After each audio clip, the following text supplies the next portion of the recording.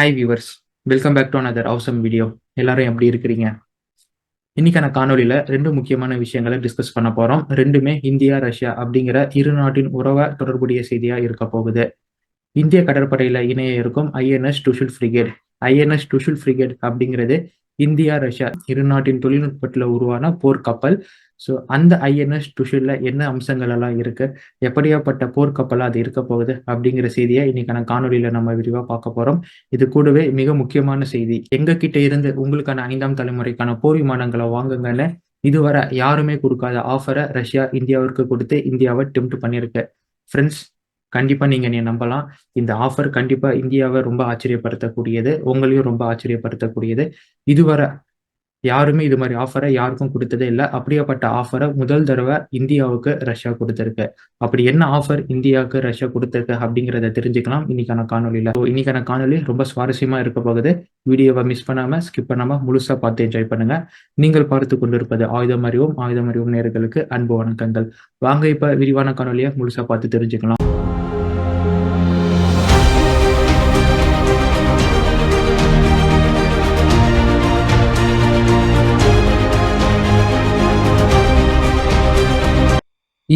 France கிட்ட இருந்த போர்க்கப்பல்ல பயன்படுத்தக்கூடிய ரஃபேல் மெரின் அப்படிங்கிற போர் விமானத்தை வாங்க முடிவு பண்ணியிருந்தாங்க. இதற்கான ஒப்பந்தம் அடுத்த வருஷம் முதல் 3 மாசத்துக்குள்ள கையெழுத்தாக இருக்கு. இந்த ஒப்பந்தத்தின் மொத்த தொகையானது 7 பில்லியன் யூரோஸ். இந்த 7 பில்லியன் யூரோஸுக்கு நம்ம 26 ரஃபேல் எம் போர் விமானங்களை பிரான்ஸ் கிட்ட இருந்தும் அதோட அசசரிஸ்களையும் அதோடைய சிமுலேஷன் செட்டையும் லாஜிஸ்டிக்கையும் கவர் பண்ணி வாங்க இருக்கிறோம். இதுதான் அந்த 7 பில்லியன் யூரோஸுக்கான அசட். இந்த ஒப்பந்தத்தின் கீழே முதல் போர் விமானம் 37வது மாசத்துல நமக்கு கிடைக்க இருக்கும் அப்படின்னு சொல்லப்பட்டிருக்கு. அதாவது 2025 அப்படின்னு வச்சுக்கிட்டோம்னா நமக்கான முதல் போர் விமானம் 2028 ஜனவரி மாசம் அல்லது பிப்ரவரி மாசத்துல நமக்கு ஆப்ரேஷனல் ரஃபேல் எம்மா கிடைக்க வரும் அப்படின்னு சொல்லப்பட்டிருக்கு. அதே மாதிரி முதல் 18 மாசத்துக்குள்ள இந்தியாவின் மாடிஃபிகேஷன் ரெக்யர்மெண்ட்டுக்கு ஏற்ப ரஃபேல் எம் மாடிஃபை பண்ணி இந்தியாவிடம் ஒப்படைக்கப்படும், தரப்படும். அதுல ஃபர்தரா மாடிஃபிகேஷன் வேணும்னாலும் அந்த முதல் 18 மாசத்துல அவங்க சொல்லலாம் அப்படிங்கிறதையும் அங்க குறிப்பிடப்பட்டிருக்கு. ஸோ இதுதான் முதல் 36 மாசத்துல நமக்கு முதல் போர் விமானம் வரும். அண்ட் எப்படியாப்பட்ட போர் விமானமா நமக்கு வர வேண்டும் அப்படிங்கிறத முதல் 18 மாசத்துல நம்ம முடிவு பண்ணலாம். இதுதான் ரஃபேல் எம்முக்கான டைம்லைன் அண்ட் பட்ஜெட். இந்திய கடற்படைக்கான அதிநவீன multi role stealth guided frigate INS டுஷில டிசம்பர் 9ஆம் தேதி ரஷ்யாவின் கலினின்கார்டு கப்பல் கட்டுமான தளத்துல இந்திய கடற்படையில இணைக்க இருக்கு. இதற்காக நம்ம பாதுகாப்புத்துறை அமைச்சர் ராஜ்நாத் சிங் அவர்கள் ரஷ்யாவிற்கு பயணம் மேற்கொண்டிருக்காரு.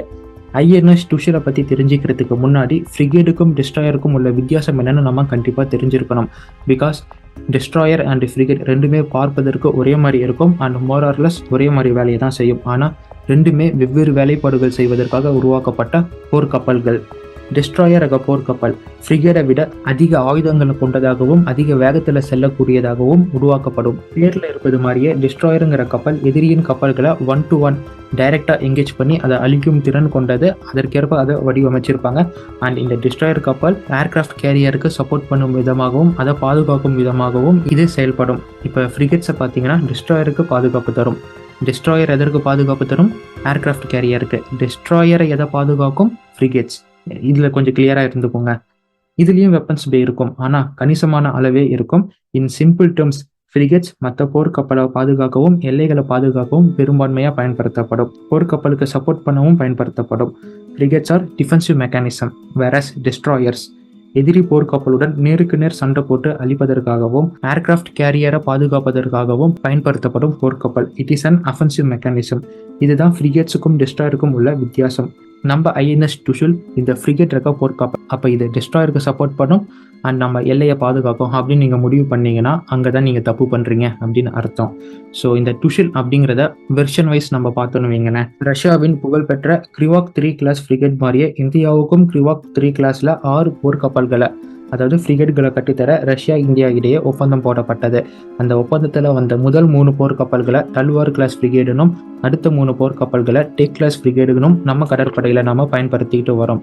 அதோட சக்சஸ் இன் கண்டினியூவேஷனாக தான் ப்ராஜெக்ட் 1135.6 அப்படின்னு மீண்டும் ரஷ்யா இந்தியாவுக்கு இடையே 2016 ஒரு ஒப்பந்தம் போடப்பட்டது.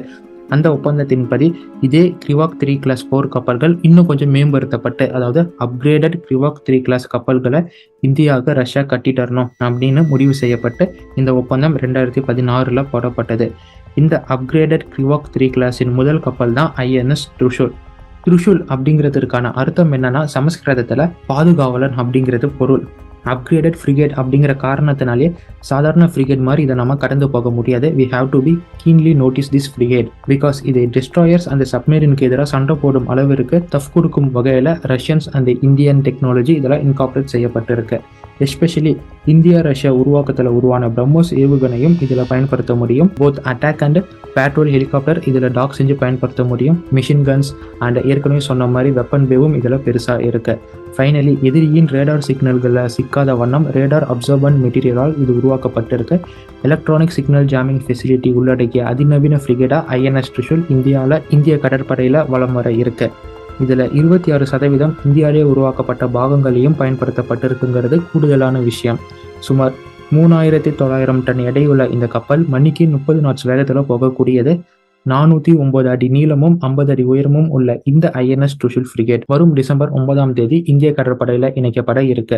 அப்கிரேடட் கிரிவிக் 3 கிளாஸ்ல முதல் கப்பல் ஐஎன்எஸ் த்ரிஷூல். இதுல மொத்தம் எத்தனை கப்பல் வெளிவர இருக்குன்னா 4 கப்பல்கள் வெளிவர இருக்கு. 2வது கப்பல் ரஷ்யாவிலே கட்டுமானம் செய்யப்பட்டு அது இந்தியாவிற்கு தரப்பட இருக்கு. அண்ட் 3வது மற்றும் 4வது கப்பல் இந்தியாவின் கோவா ஷிப்யார்ட் கட்டுமான தளத்துல கட்டப்பட்டு இந்தியாவின் கடற்படைக்கு ஒப்படைக்கப்பட இருக்கு.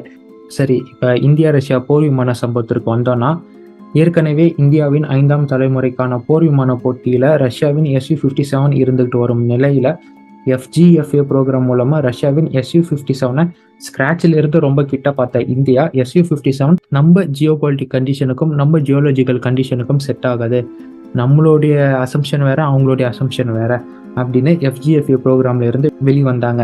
அண்ட் இப்போ இருக்கும் 5ஆம் தலைமுறைக்கான போர் விமான போட்டியிலையும் இதே ரஷ்யாவின் Su-57 போட்டி போட்டுக்கிட்டு இருக்கு. ஆனால் விமானப்படை அதிகாரிகள் இதில் பெருசாக நாட்டம் காட்டாமல் இருக்கிறாங்க.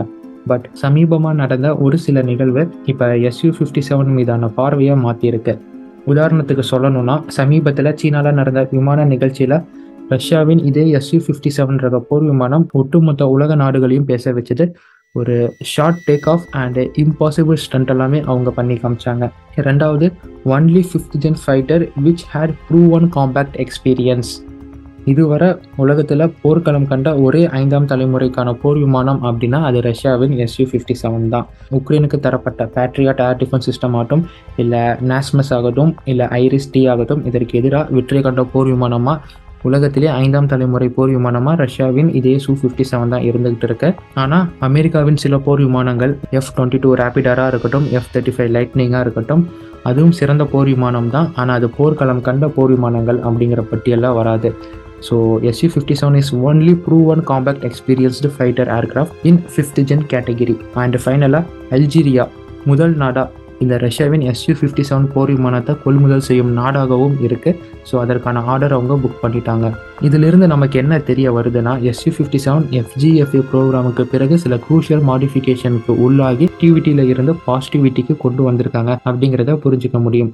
சரி, என்னென்ன மாடிஃபிகேஷன் பண்ணாங்க, எங்கெங்கெல்லாம் கோளாறு இருந்த காரணத்தினால இந்தியா FGFA ப்ரோக்ராம்ல இருந்து வெளியே வந்தாங்க, ரஷ்யா அதை எப்படி ஒர்க் அரவுண்ட் பண்ணி ரிசல்ட்டை கொண்டு வந்தாங்க அப்படிங்கிறதெல்லாம் ஒரு தனியான காணொலியில் நான் பதிவு பண்ணியிருக்கிறேன். அதற்கான ஐ பட்டன் அண்ட் லிங்கையும் நான் உங்களுக்கு தரேன். அதில் பார்த்து நீங்கள் அந்த விஷயத்தை தெரிஞ்சுக்கலாம். இப்போ கதை என்னன்னா, பல நாடுகளின் போர் விமான நிறுவனங்கள் குயிக்காக இந்தியாவுக்கு தரேன், காஸ்ட் கட்டிங் பண்ணி தரேன் அப்படின்னு MRF டெண்டரில் அவங்களுக்கான அட்வான்டேஜை எடுத்துக்கிட்டு இருக்கிறாங்க. இதற்கு மத்தியில் ரஷ்யாவின் Su-57 மிகப்பெரிய எந்த ஆஃபரும் தரல. அதே மாதிரி போர் காரணத்தினால ரஷ்யாவின் Su-57 குறிப்பிட்ட நேரத்துக்குள்ள வராது அப்படின்னு இந்தியாவுக்கும் தெரிந்ததுனால அது ரொம்ப பின்தங்கி இருக்கும் ஒரு போர் விமானமாக இந்த காம்படிஷனில் இருந்துகிட்டு இருக்கு.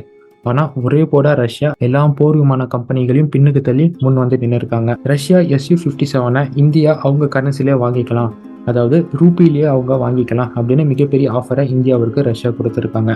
இதுவரை ஒரு டிஃபென்ஸ் டீல்னா மோஸ்ட்லி டாலரில் இருக்கும், இல்லைனா யூரோவில் இருக்கும். இல்லை இப்போ ரீசெண்டாக பிரிக்ஸ் நாடுகள் மத்தியில் இருக்கிற மாதிரி இந்த 2 நாடு கரன்சியில் இருக்கும். இதை எப்படி சொல்லலாம்னா, விற்கும் நாட்டின் கரன்சியில் வாங்கும் நாடு வாங்க வேண்டும். ஸோ இதுதான் வழக்கமாக இருந்துகிட்டு இருக்கு ஒரு போர் சாதனங்களை நம்ம கொள்முதல் பண்ணணும்னா.